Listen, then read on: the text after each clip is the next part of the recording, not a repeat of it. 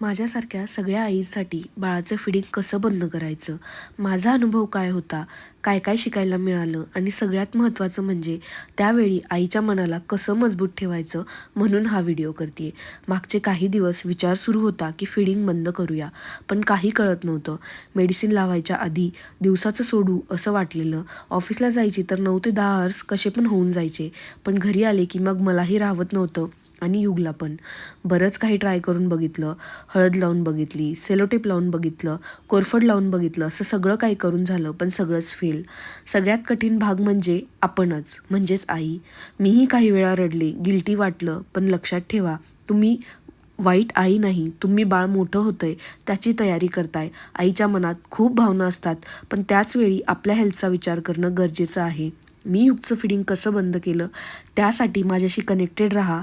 मी असेच video share करत राहील आणि येस, चॅनलला फॉलो करायला विसरू नका. आज युगचा पहिलाच दिवस होता फीडिंगचा. मला काय काय अनुभव आला, कसं कसं झालं, मी काय काय केलं, हे मी शेअर करेन तुमच्यासोबत पुढच्या